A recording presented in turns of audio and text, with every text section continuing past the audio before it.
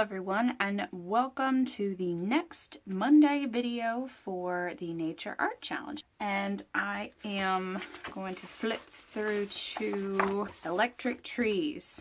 That's the topic today, or the theme. The first one is your style is found by your mark, the mark that you have. Everyone has a certain mark about them, a certain way of applying something to the paper. Everyone has one like signature mark that represents who you are. And I'm going to show you how I found mine and how important it is to have one, you know, to know what it is so that you can always resort back to it to make your art have a sort of cohesive flow. And then it'll start becoming your style when you have your specific mark. That is the tip for today in finding your style.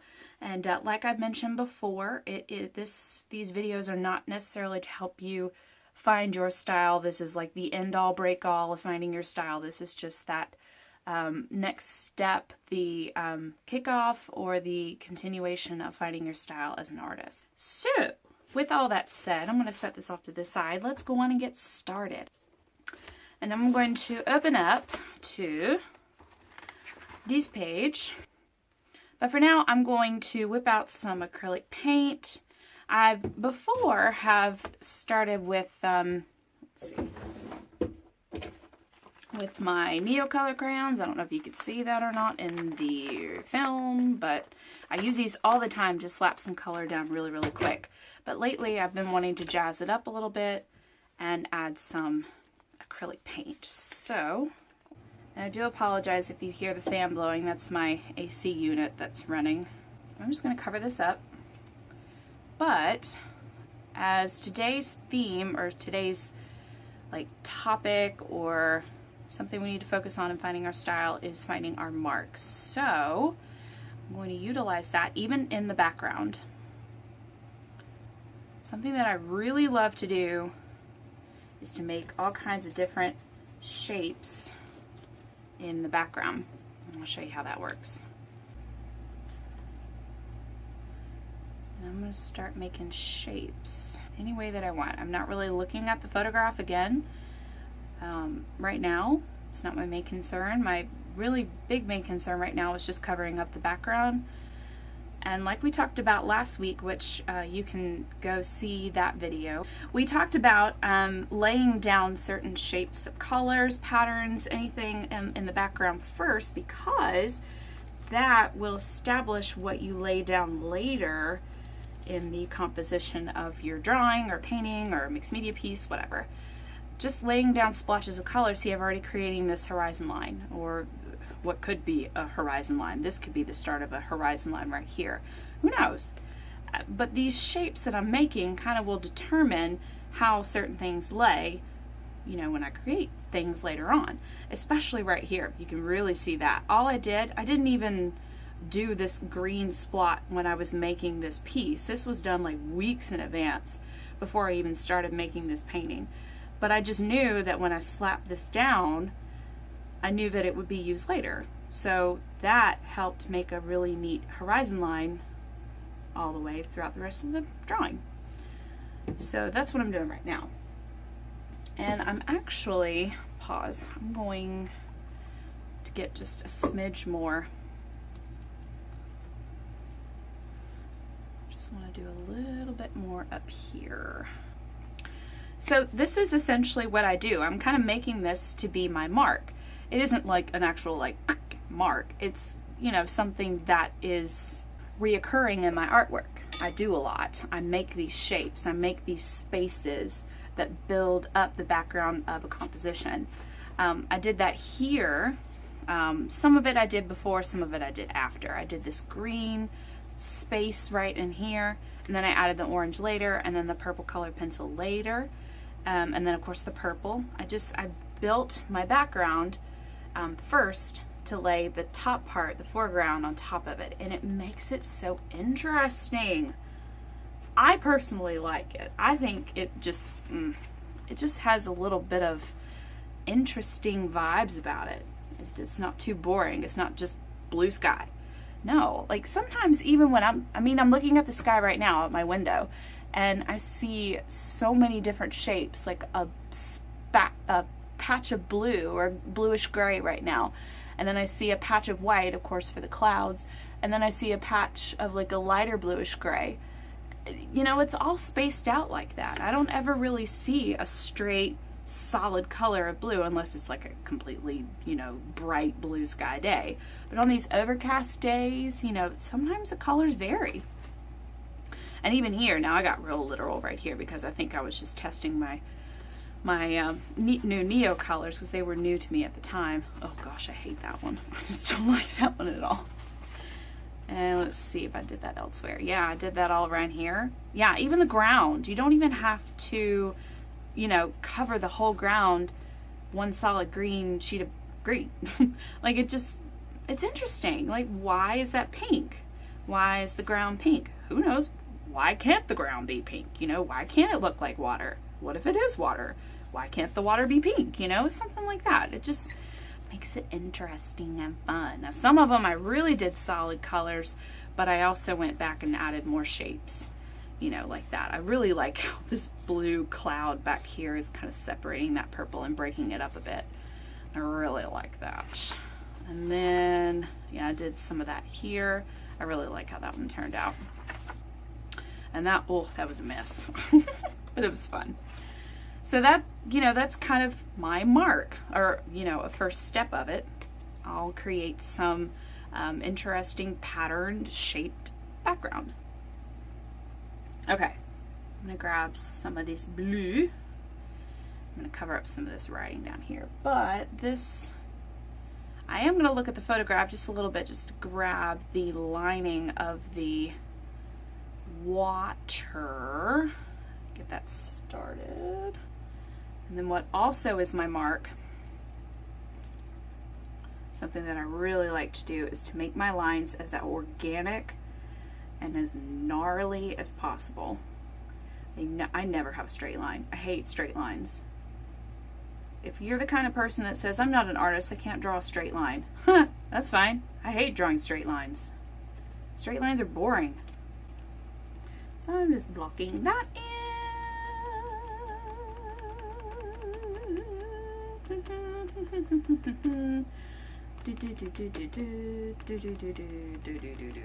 Okay, and then I'm going to grab some more blue, and heck, we're just gonna make the swooping.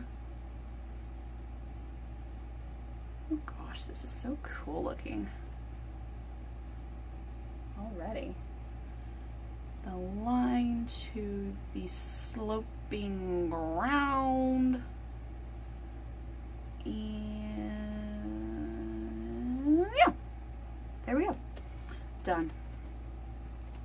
Something too that as you're creating, especially at this stage, don't overthink it. Don't fixate too much on the perfection of the piece, because this is the part where it really just doesn't matter. It doesn't matter what it looks like, really, because you could change it later. It's not really a big concern. So just be a little bit more adventurous at this stage. If you want to choose a space where you want to be a little bit more adventurous, I would do that at the very beginning. I apologize for the lighting. I had to get that fixed.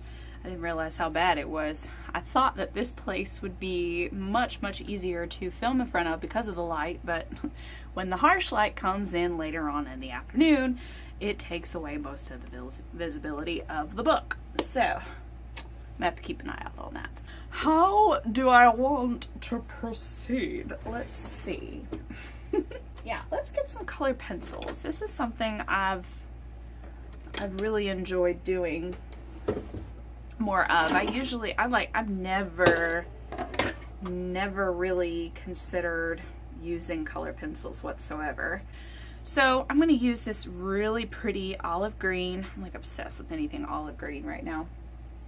And I'm going to start defining the edges of things. This is where that beautiful mossy green is going to start coming in. I think I'm going to use paint for that because that's like the highlight of the whole, you know, picture. Is that mossy green.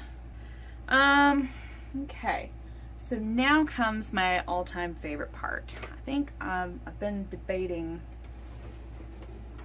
what I want to use. I think I'm going to use my black. This is my Copic. Oh, can't even read it because I use it too much. Copic gas-infused nylon brush pen. Love it. Love this pen. I use it all the time. And I'm going to start mapping out those trees.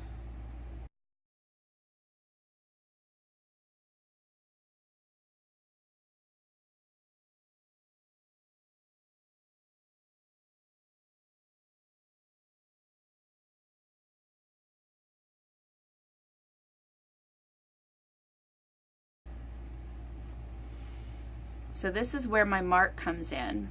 I really start applying, using my line in a real gnarly way. I never, ever, ever want my lines to be so straight. Now, I will say this though. I have done, get this one. I have done these trees. I love this purple. That's what I used here. These trees are rather straight, but they're never really all completely straight. And I've also done a lot lately with them being just a little bit more gnarly.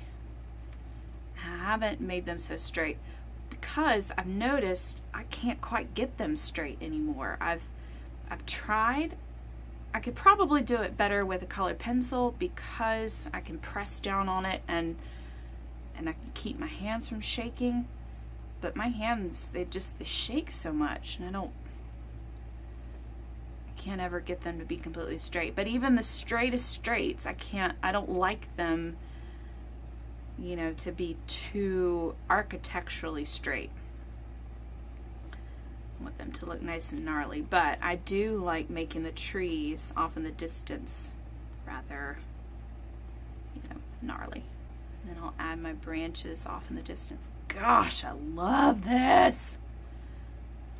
Oh my goodness, I love this so much.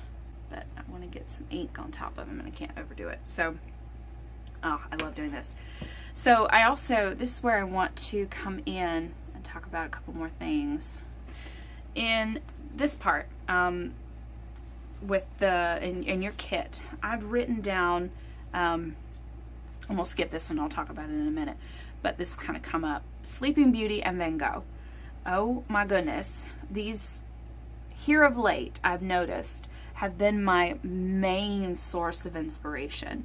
I'll put up some of these photos over here, some of my favorites, zoom in a little bit or something. I cannot express to you how much Sleeping Beauty has been such an impact on my artwork.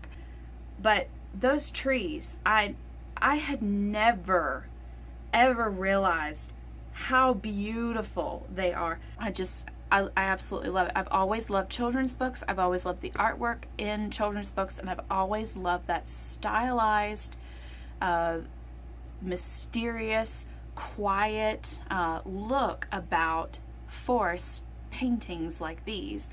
So yeah, after spilling over Sleeping Beauty, let's move over to Van Gogh and not make me sound like a complete crazy person. But Van Gogh, of course, his line, his touch, his way of applying paint, of course, and it's just his lines. I really like his movement. I think that's the main thing about Van Gogh is his movement, and that it isn't stagnant and it isn't too stale looking. There's constant movement, things like it's just like in a dream, and that's exactly what I have based my style off of, feeling like you're in a dream. And incorporating Van Gogh in with Sleeping Beauty, that's what makes me want to paint and draw every single day. It's a style, it's a look that I have been looking for the longest time, and marrying those two together has just made me so excited about everything that I do. So something that I recommend you do is to look for an artist. Don't look for five or 10, you know, certain artists, like, or a piece of artwork. Look for at least 2, just 2, and marry them together there and make them different. Don't pick something that they're quite similar together. Try and find something that's completely different and then marry them together. Copy those kind of particular styles and put them together, infuse them all together in your artwork.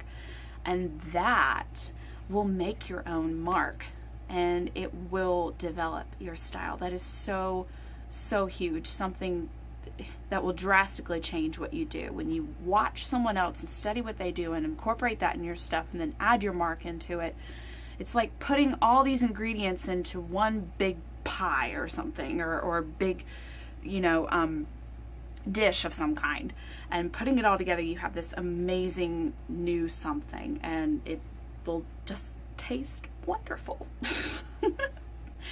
Guys, this is what I'm so passionate about. It's so important to me to be different, and I'm going to work as I talk because I'm talking too much, but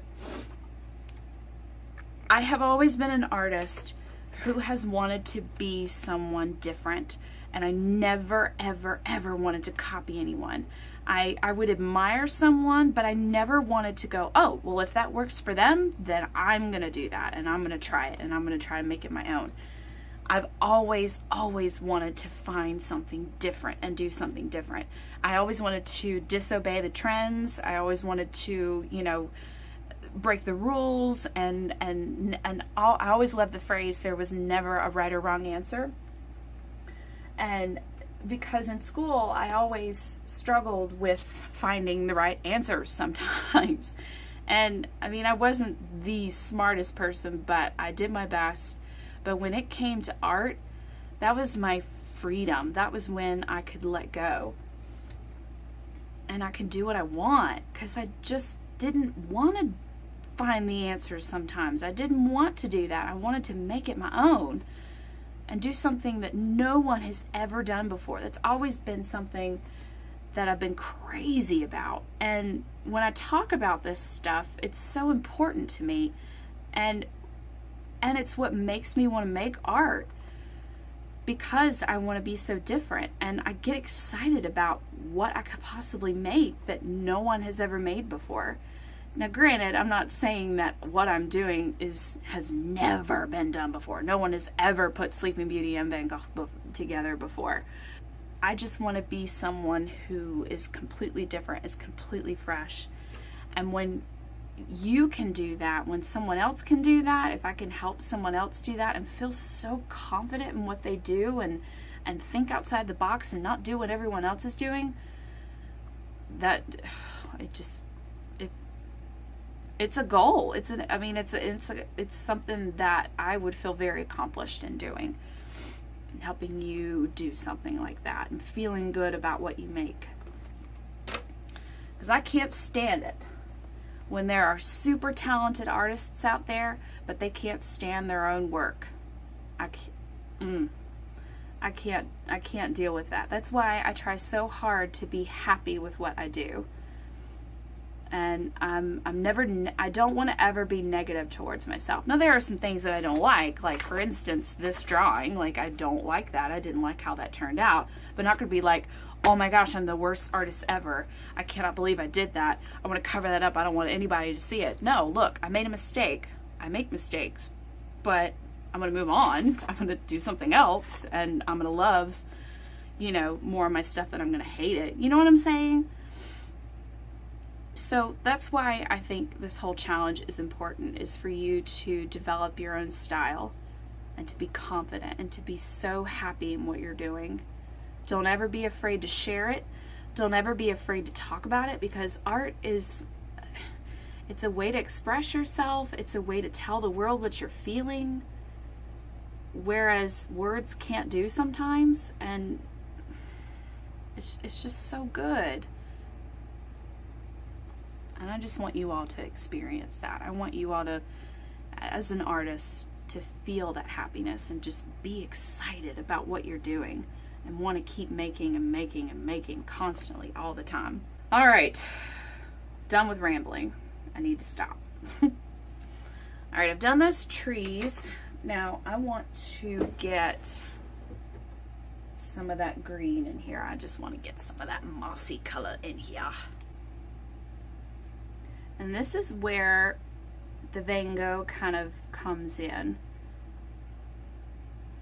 I'll apply the paint never in a smooth application, especially when it comes to like moss or, you know, the ground and grass. I always like to add some of that movement in here. I've done it, let's see. I've done it here in the grass. I've done it here in supposed grass. It could be, you know, off here. I've found my particular line. It isn't necessarily Van Gogh's because his was that constant swooping motion, which is gorgeous and I love. But I knew I wanted to make my own line. I wanted to make my own swerving, moving moment. And that's where I found that. I do that all the time, especially down in here and even right in here and up in there. Some down in here, some in the foliage over here. Make sure I don't put that over here. Some down in here, especially up in here. And I tried to experiment and make some more kind of leaf moving moments in there. Constantly want to do it. Now you won't see the lines as much in here, you know, the movement, but it's the ground or the background that will help when it comes to that point. So yeah, I'm getting my swirling motion in here, pulling that from Van Gogh. And of course I got my trees off here, similar to Sleeping Beauty. And this is where the electric tree part comes in. I'm going to utilize somewhat of what I've seen in Sleeping Beauty within the trees, how the lines were applied and, you know, all the details and everything. That's going to go inside the trees, and we'll show you how to do that. It's going to look like electricity is going through the trees. Delish. It's like candy. And then, let's see, let's get a lighter green. Light green, here we come. Now, I'm going to make it flat up here because you can't see the details too much in the background. Let's get some of that old green out. Ooh, good gracious. I love that green up against that blue. And I don't know about you, but I kind of like that I can see some words in the back. You know, you're kind of like, what? What's that? What does that say? What? Ooh.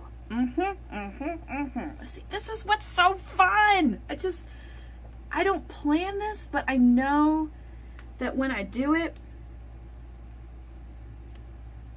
I know I like it because it's the line that I always go to.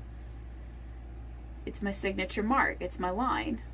And I know I like it. And once I apply it and do it in different ways like this, then I get excited. And then it becomes, like we talked about last week, in the last video, it becomes this something that you're obsessed with. It may not be the subject matter that you're obsessed with, but you know, once you find that line, that particular mark that you love, that you can't quit making over and over and over again, you start, you know, getting excited about making more stuff because you want to use it each time and you're happy with it. So the next thing I'm going to do is I'm going to paint these brushes. I'm going to use this purple because it's going to help when it comes to adding the electric part that I was talking about, adding the details in the trunks. So we'll speed this up and then we'll get to the detail part. So playing this back, I just realized I said I'm going to paint my brushes. I'm not going to paint brushes. I'm going to paint my trees, and that's what I'm doing. In this filming this part, I was not feeling too well, and I'm still not. All of a sudden, I just feel like I've gotten a cold, so I'm gonna try and talk over top of what I've recorded so that one, I don't ramble, and two, to keep me from talking too much. Because my throat hurts. But it's okay, all good.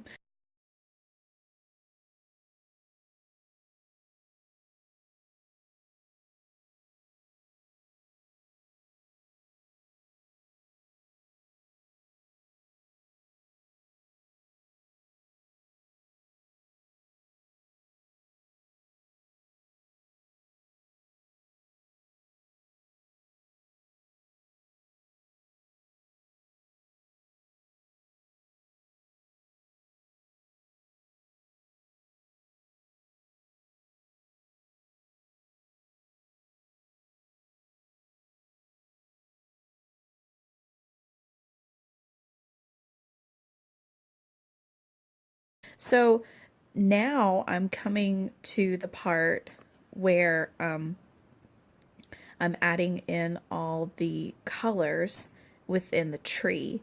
And this is so much fun. I've pulled from Sleeping Beauty and a little bit from Van Gogh, a little bit, much maybe the movement part, those kind of lines to go within the trees.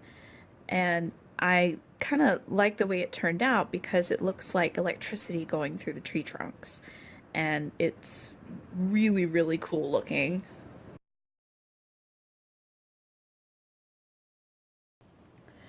You can also see this within the ground that I did. I tried to make it different in the background and make it look like, you know, a little Van Gogh-esque, and add those kind of patterns and lines within the ground, that yellowy, mustardy color. And that turned out really cool. I really like that.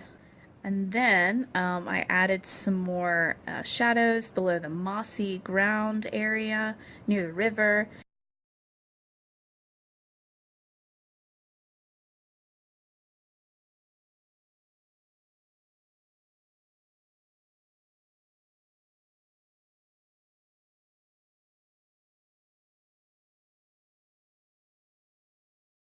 And then my favorite part, I really liked how this turned out. This was the sun that I applied real quick. And I didn't make it look exactly like in the photograph. I really put my own spin on it and gave it a little modern twist to it.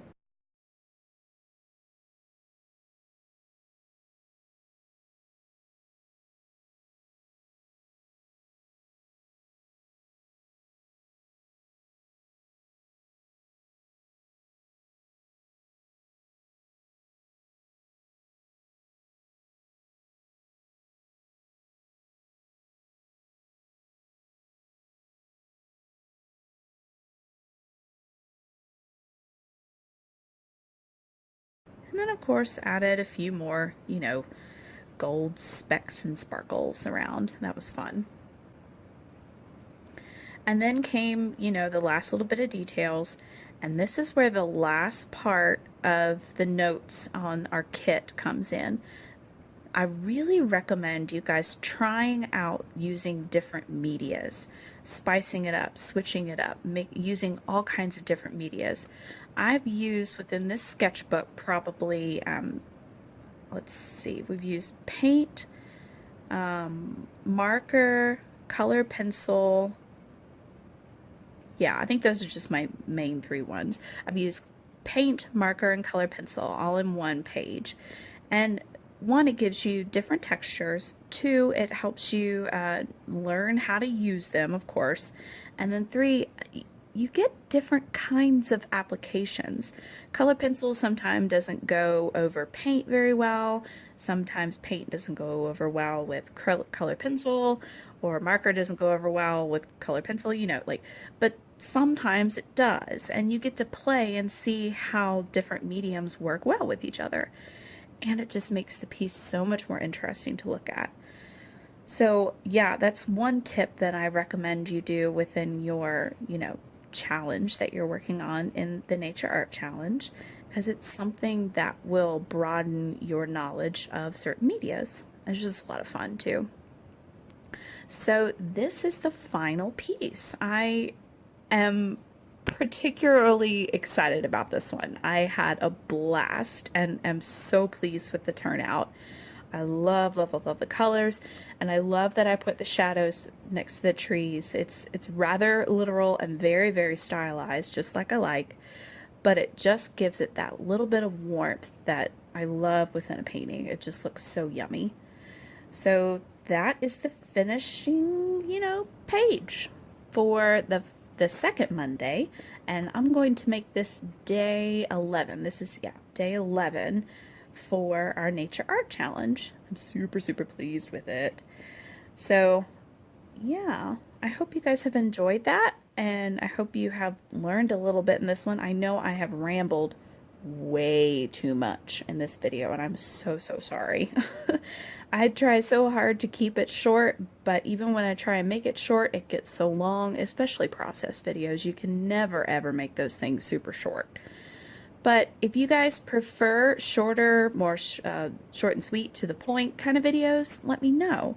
And if you like more, I wouldn't say rambling, but just chatty videos where I talk a little bit more about my process, a little bit more about my inspiration, go a little bit more in depth about our notes and our kit and pictures and all that stuff. If you guys like that, let me know as well. What do you guys prefer? I've kind of put both of those ideas within this video, and just let me know. So yeah, keep me posted. And again, I hope you learned something. I hope you have gained some inspiration and are ready to get back into the challenge and get this stuff started. So I will see you all next Monday, and I hope you all have a blessed rest of the week. Thanks so much, guys. Bye.